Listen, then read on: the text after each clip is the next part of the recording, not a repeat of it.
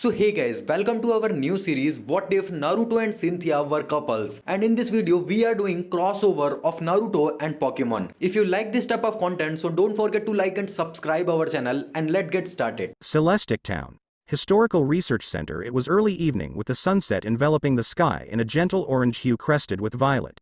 Children were called back home for dinner and Pokemon prepared for the upcoming night. A smiling Kushina and a sleepy-looking Naruto were standing just outside the entrance door of the Carolina residence. After an exciting and joyful day, the mother-son duo were now preparing for their flight home. Cynthia, who looked just as tired as Naruto, and her grandmother were outside to see them off. Bye-bye, Ruto. It was tons of fun like always. Let's play tomorrow too. This time I come over to your house. We have 4 days to make up for after all, she said while letting out a cute yawn at the end. I can't wait. How about playing with all the Pokemon again? Naruto asked excitedly. Looking at Cynthia, you could tell she was just as excited, bouncing on the heels of her feet and gaining a big smile at the prospect of playing with all the Pokemon at the daycare. Not to mention Cheryl's and Kushina's Pokemon. That sounds like an awesome plan. Can we play with Auntie Cheryl's and your Pokemon too? She asked an amused-looking Kushina with big watery eyes. I would have agreed no matter what, but those eyes are way too effective. Who can resist such overwhelming cuteness? It's even worse when the two of them do it together. A certain redhead ranted to herself within mind. Of course you can play with our Pokemon. I bet they would love to play with you all just as much. Kushina cooed to the half-asleep Cynthia while glomping her. When she let go, she noticed that Cynthia already fell asleep. All the excitement and ice cream after 4 days of waiting would tire any child out. Even the ones with more endurance than most, namely Naruto and Cynthia. Picking her up, she walked over to Professor Carolina and handed her over gently. Thank you for the hospitality. I would also like to thank you for the favor you did for me and Cheryl, she told her sincerely with a small bow of her head. The professor only shook her head with a small smile and replied, it was no trouble. If there is anything else I can help you with, just ask away. I always love helping people, especially people I consider family. I will. Thank you again, and with a final bow she made her way towards her nearly sleeping son and picked him up. After she settled him into a comfortable position, she took out a Pokeball out of her pocket, expanded it, and released her ever-faithful Salamence out of its confines. Before it could roar, though, it was silenced by his master's shushing. One look in her direction told him all he needed to know, and nodded his head and lowered himself so Kushina could get on without disturbing the now sleeping Naruto. Carefully climbing onto Salamence's back, she sat down, mouthed one last goodbye to Professor Carolina and waved with her free arm.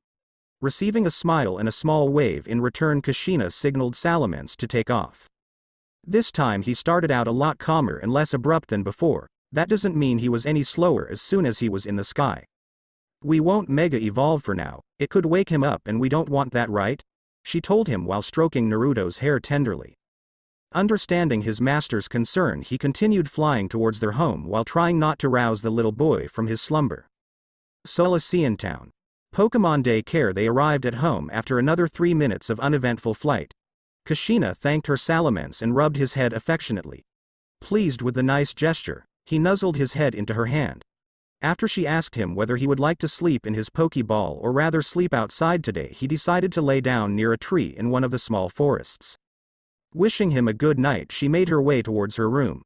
A little stirring in her arms made her look down and notice a slightly awake Naruto. You can continue sleeping, sweetie. Today you sleep with your mama and mommy, so don't worry and close your cute little eyes and take a nice long nap, she cooed to him and kissing his cheek. Following her advice, he closed his eyes again. Just before he was fast asleep, though, you could hear him mumble a quiet, awesome. Giggling lightly at her little ray of sunshine, she entered Cheryl's in her bedroom. Sitting in their bed, Cheryl was reading a new novel she picked up during her little business trip to Kalos. It was an intriguing story about indoctrination, mass surveillance and public manipulation. She knew Kushina would come into the room any second now. Hearing a heavy-set dragon in dead silence is not the most difficult task. True to her prediction, just half a minute later their bedroom door slowly opened and revealed a rather heartwarming scene to her. Her sleeping son, all snuggled up against the bosom of her wife, who carried him with great care and tenderness over to the bed. After tugging him in between their sleeping spots, she leaned over to Cheryl, giving her a deep kiss. The kiss lasted just over 5 seconds, but not more was needed to convey their mutual feelings to each other. Their desire to be together after being separated from the other for an extended period of time. Kushina could only chuckle to herself after noticing how similar their feelings were to Naruto's and Cynthia's, just a bit more adult-orientated. Seeing Kushina suddenly breaking out in tiny giggles, Cheryl could only smile bemusedly and wait for an explanation, which always came as soon as her wife would see her slightly confused expression. Changing her mind, she pecked her on the lips once to garner her attention. "Why don't you change into an appropriate attire and join the two of us in bed? After that I would love to hear about your visit and Naruto's playdate," Cheryl suggested softly. "That sounds like a wonderful plan. Be right back." Kissing her cute wife once more, she vanished into their walk-in closet, leaving a serenely smiling Cheryl back in the room. "I still can't believe that I have such a wonderful wife and beautiful son sometimes," sighing blissfully. "All this thanks to a small yellow crystal making me slip," she thought, laughing softly. Right after finishing that thought, Kushina came back wearing a simple, emerald green pajama matching Cheryl's hair, while Cheryl was wearing a crimson red one in likeness to Kushina's hair. Setting the book she still had on her lap aside and putting it on the nightstand, she turned her attention back to Kushina, who by now had already dived under the covers and wrapped the blanket over her head, wearing it like a hood, with only her face showing. At this very moment Cheryl thanked every deity in existence for making excessive amounts of cuteness non-lethal. Otherwise she would be lying in puddle of her own blood with more coming out of her nose. "I'm so glad I married this woman. I just want to cuddle her to death right now." Suppressing the urge to do just that took a lot of her willpower, but if an Uzumaki had anything en masse it would be willpower. Not to mention the risk of waking up little Naruto. Unforgivable. After composing herself again, she made herself comfortable and pulled the big blanket over herself and her little family. As soon as she lied down, Kushina started telling her about her day, including the cute reunion of the kids in a hushed voice, still wearing her blanket hood. They were both smiling throughout Kushina's recollection of the interactions between Cynthia and Naruto, all the while softly nuzzling and cuddling their son. Sometimes they think about how their still innocent friendship would develop over time, but deep down both knew in what direction this relationship was heading. Both Cheryl and Kushina could clearly see that the two children's still immature feelings would change in the near future, giving way to something rare and beautiful. True love. It may sound cheesy, but there is no way to deny it. They complemented each other astoundingly well. You could already call it perfect synergy. Always helping one another, never leaving the other behind. With that final thought, the two wives shared one last kiss before embracing their slowly fading consciousness and letting themselves fall into the temporary abyss called sleep. The next morning started as usual for the family of three. Naturally, first up they had to wake up, with Naruto being the first, who woke up Kushina and Cheryl too as a result. Not that they mind being woken up by an overexcited ball of sunshine and laughter who tried to tickle them awake. After their small tickle session, they relocated to the bathroom to freshen up, including brushing their teeth and taking a bath together. Followed by this came a classic, English, breakfast consisting of bacon, scrambled eggs, grilled tomatoes, a large variety of fried food, sausages, baked beans and a potato dish called hashed browns, which basically are rosti, but for some reason are not. Also, what is English supposed to be anyway? Kushina asked herself with a confused expression. Couple more seconds of thinking later, her expression changed to a toothy grin and thought, who cares, as long as it tastes good and conjures a smile on the faces of my loved ones, it's good in my books. She decided to make breakfast by herself today and surprise her wife with a fabulous breakfast, just to show her how much she missed her presence. That also gave Naruto some time together with Cheryl after not seeing her for 3 days. Back in the dining room, Naruto was occupying Cheryl's lap with both of them facing forward. Leaning back into the bosom of his mama, he joyfully exclaimed, "I missed you, mama. Mommy always is a lot happier with you around," before hastily adding, "Me too, of course." Resting her chin on his hair, she softly replied with closed eyes, "I also missed you too and am glad to be back." Naruto started shifting around a bit and Cheryl lifted her chin again and looked down to see hope-filled, emerald eyes similar to her own looking up at her. CYN is coming over later today. We wanted to play with mommies and your Pokemon in the different fields. Mommy was okay with it. Can we play with your Pokemon too, please? He asked her cutely. A smile and a kiss on his nose was her response. Of course you can play together with my Pokemon. They love to play with you too after all. Just promise to be careful, okay? She answered while holding out her pinky. Grasping her pinky with his own, he happily answered, "Pinky promise. Thank you, Mama, I love you," swinging his tiny arms around her neck and giving her a big hug after disengaging his pinky. "I love you too, my little sunshine," she whispered gently, reciprocating the hug. This was the scene Kushina came into whilst wheeling in a little tray cart with their breakfast. Suddenly gaining a mischievous glint in her eyes, she held her heart in mock hurt, while overdramatically exclaiming, "Milady, doth thou not love me any more?" And falling to her hands and knees, "Am I not worthy of thy love, milady?" Her wife could only giggle at her melodramatic acting and couldn't help but be impressed by Kushina's commitment to a prank once she started with one. Her theatrical performance was stellar as always. Not understanding what was going on, Naruto hopped off Cheryl's lap and ran over to the still kneeling form of Kushina. "Mommy, are you alright? Do you have a tummy ache? Should I call a doctor?" he asked, panicking slightly. Before he could rapid fire any more questions, Kushina suddenly tackled Naruto as gently as she could to the ground without hurting him. "'Twas thou who stole her loveth from me, was it not? For that thou shalt be punished," she proclaimed full of passion and started tickling him all over. 10 minutes of laughter, explanations and pouting by Naruto later, they were now fully enjoying Kushina's brilliant culinary skills in the form of their breakfast. Continuous small talk kept the light and friendly mood alive and only served to amplify the already joyous ambience. Noon couldn't come quick enough for Naruto. He was getting more and more fidgety the closer it was to 1 o'clock, the time Cynthia wanted to meet up with him at his house. When breakfast was over, they changed into their everyday clothes and Kushina and Cheryl prepped themselves for work. His mama was tending to the daycare customers at the reception desk and his mommy was taking care of the Pokemon belonging to said customers. In short, Naruto was incredibly bored and eager at the same time, so when the doorbell rang he shot off at extreme speeds and reached the door before the sound could even fade. He wrenched open the door and came face to face with a grinning Cynthia with some sort of container in her arms.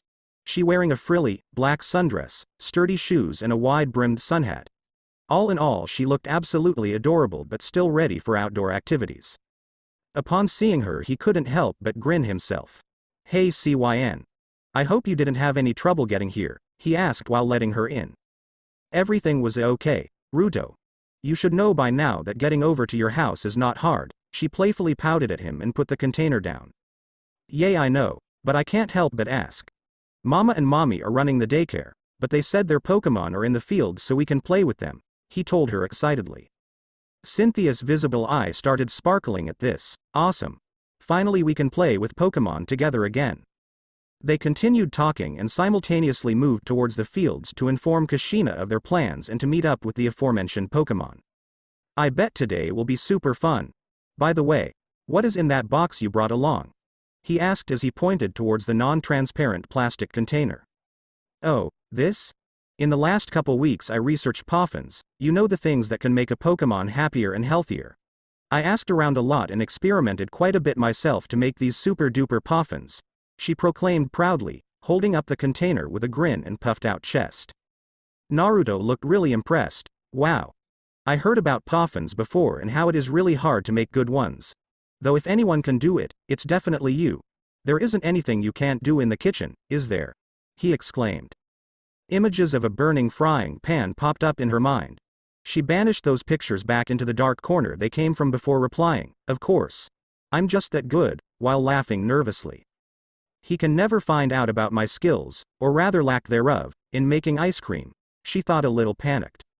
"Anyway, let's find your mom and then go play. I'll show you the Poffins then," she said quickly before taking his hand and dragging him along. Kushina was brushing her Ninetales fur at the moment, and the fox-like Pokemon very much enjoyed the attention she was getting from her master, purring in content. Hearing footsteps, which from the sound of them belonged to 2 children, Ninetales looked up and saw 2 of her favorite little humans running towards them. Noticing her Ninetales' attention focusing on something behind her, she turned around and was targeted by 2 flying hugs. Catching them just in time, she returned the hug while spinning around and laughing cheerfully. "Mommy, Auntie," Naruto and Cynthia shouted happily. Ninetales could only watch on, fascinated by the pureness of the relationship the family of her master shared. She couldn't have imagined that something like this existed. Her master and her mate were truly special individuals. Hey little munchkins. It's good to see you two getting along as well as ever, Kashina said, looking down and genuinely happy at their excited and cheerful expressions.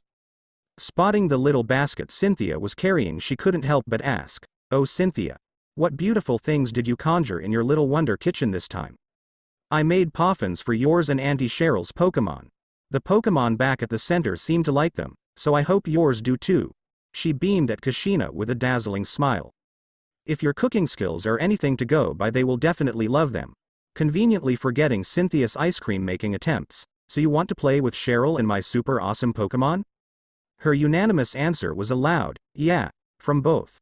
"Then let's call them here and ask them if they want to play, shall we?" Receiving the same answer as last time, she put her right index finger and thumb into her mouth and blew. The ensuing whistling sound echoing over all the fields, alerting specific Pokemon. In the daycare, Cheryl also heard the whistle and excused herself for 5 minutes with an apology. The customer, a friendly elderly man, only waved her off and said, "It surely must be your wife. Take all the time you need. It is not like I will run away with these old bones of mine," with a hearty laugh. "Thank you for your understanding, Jeremy," she replied with a small bow, before adding playfully, "You also are not that old yet.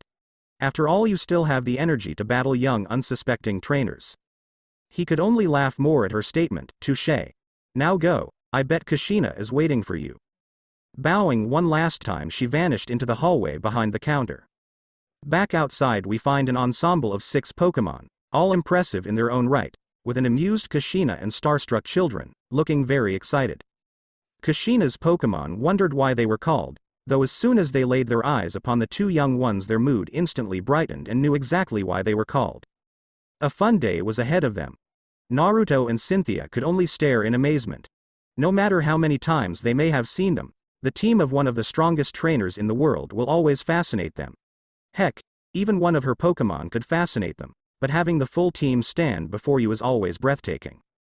There was her ever-faithful Salamence, standing proudly in the middle, indicating his leadership position, with a friendly grin on his face.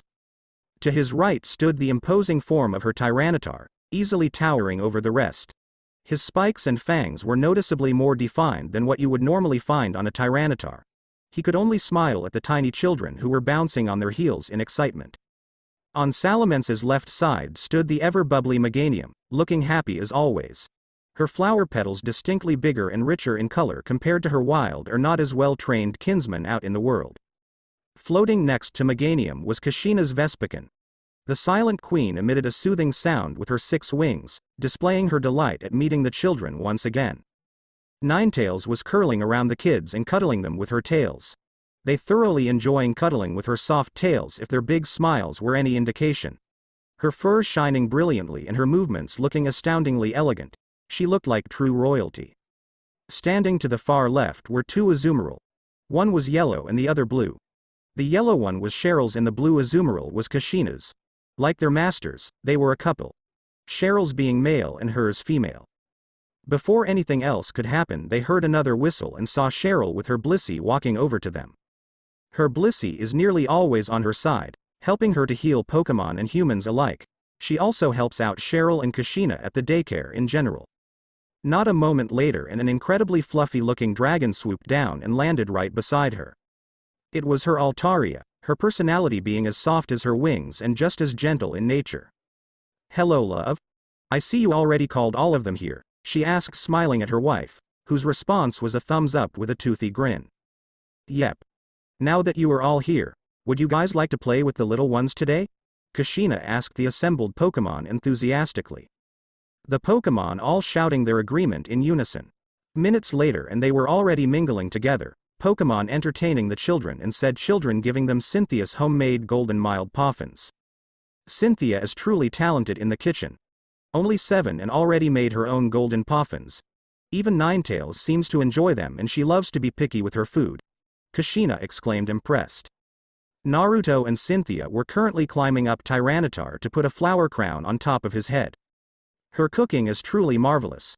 Good thing she has little Naruto to make ice cream for her, Cheryl said, giggling, getting a small chuckle in response from Kashina. Now Meganium was putting more handmade flower crowns on top of the other Pokemon with the help of her vines. All the while the 2 blondes were clapping and laughing. These two are destined for great things, I just know it, was their shared thought. Kushina slung an arm around Cheryl's waist and pulled her close into a one-armed hug. Of course Cheryl didn't protest and snuggled deeper into the embrace. They continued watching them play for a minute longer before returning to work and tending to their clientele. Pokemon Daycare. Lake Resort. It was now early evening and we find Naruto and Cynthia walking along a small lake with huge smiles after saying their goodbyes and thanks to the Pokemon for today. The Pokemon all saying goodbye in their own ways.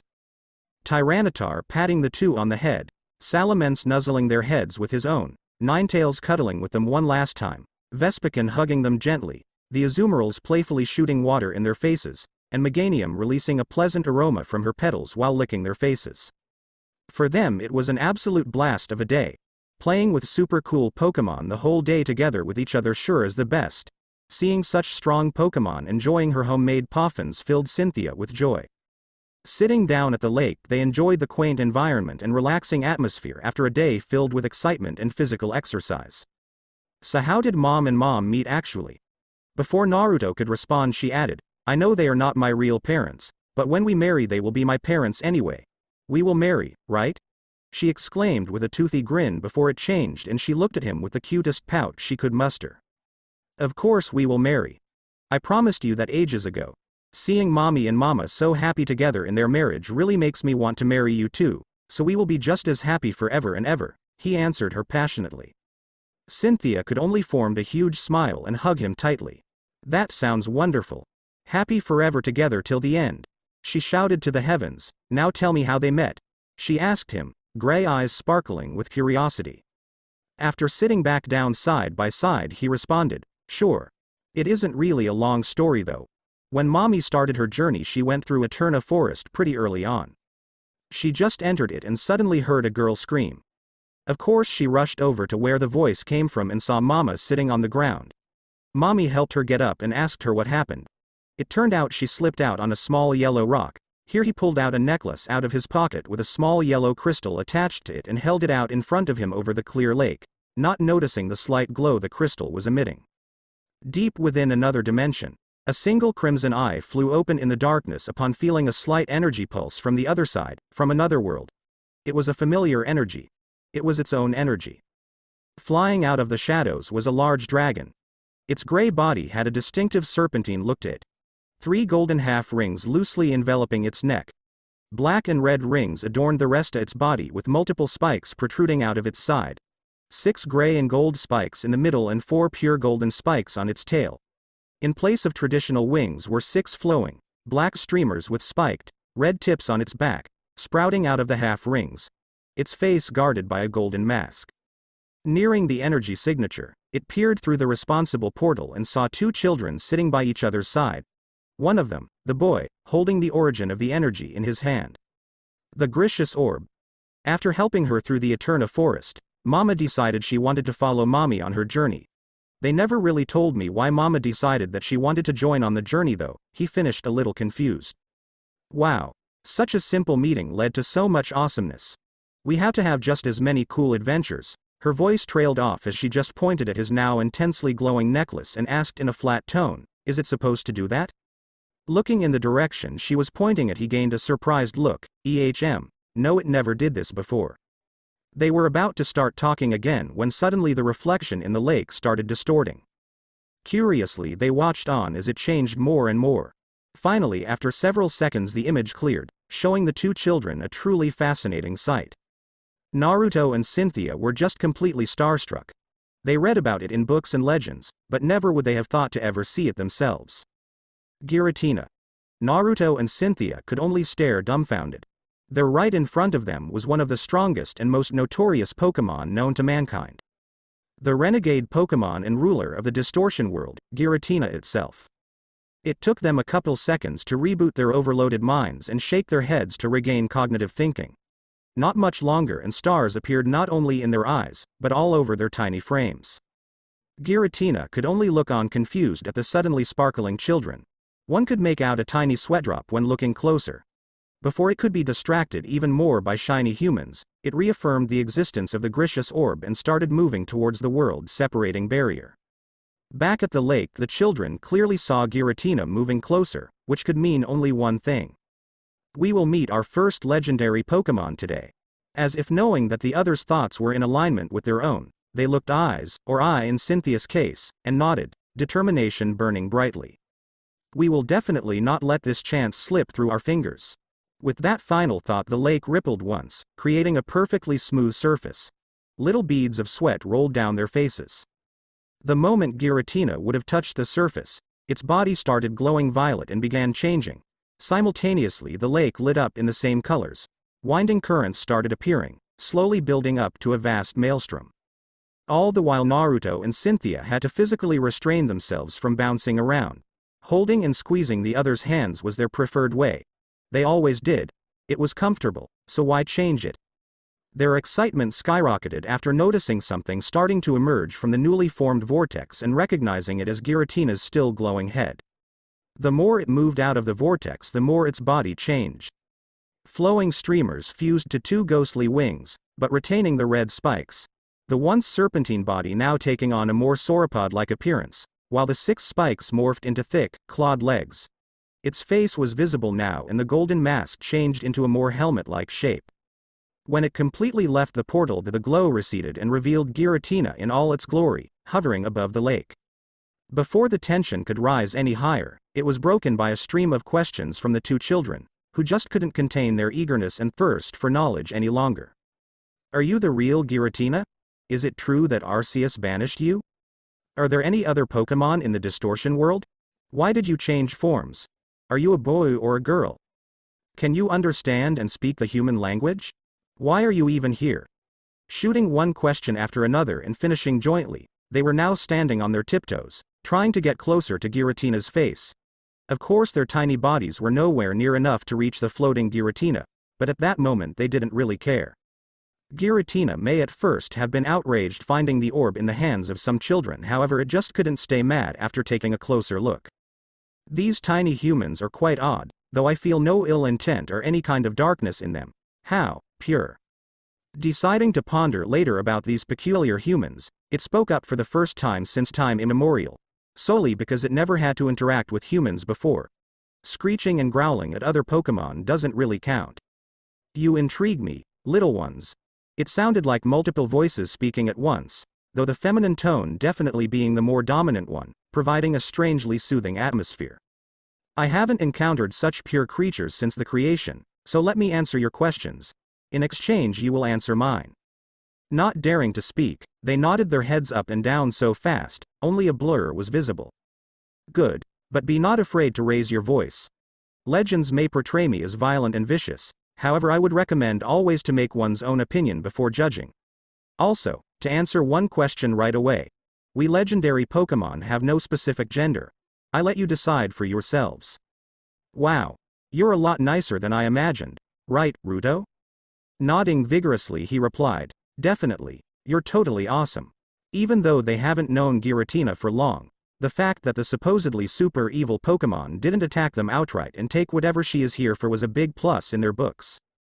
Yes, she. In their minds Giratina sounded way too feminine to be considered genderless or, God forbid, male. They beamed up at Giratina with huge, toothy, close-eyed smiles. Your compliments flatter me. On to your questions, children. Indeed I am the real Giratina. As you can see for yourselves, I can understand and communicate in human tongue. Before the two could ask their obvious question, she added, tongue can also mean language. Their open mouths closed again and sheepishly rubbed the back of their heads. There may be different Pokemon able to copy my appearance, albeit only I can travel between my home, the distortion world, and this dimension freely. I apologize for not answering your question regarding my banishment, but it is something I would like not to talk about. That's fine. Everyone has their own secrets after all, Cynthia exclaimed cheerfully, like how I won't tell Ruto what his next birthday present will be. Naruto only puffed up his cheeks at her remark and pouted cutely, eliciting a giggle from Cynthia. She gave him a quick smooch on the cheek, bringing back his radiant smile. Understanding and trust are highly important yet extremely dangerous. Choose wisely on who to trust and who deserves your compassion. My mother's also told us something similar too. Not all as it looks like. Don't just trust anyone. Always be cautious. Or something like that. Grandma also likes to remind us of that. All the while they stood with their arms crossed in front of their chest, nodding their heads with closed eyes. It was a rather cute sight. 2 mothers and 1 grandmother. Those 3 raised them immaculately, Giratina thought, impressed. Not all families without a fraternal figure can raise such splendid children. That is very good. I commend them for their splendid work they did raising you too. By now Giratina landed near the children who were comfortably seated on the grassy ground. To answer your next question. No, there are no other Pokemon inhabiting the distortion world but me. It was created by myself and only someone who either has my approval or finds a portal, big enough for them to fit through, can enter. Up until now there was no such incident, though there are disturbances from time to time I will properly explain later.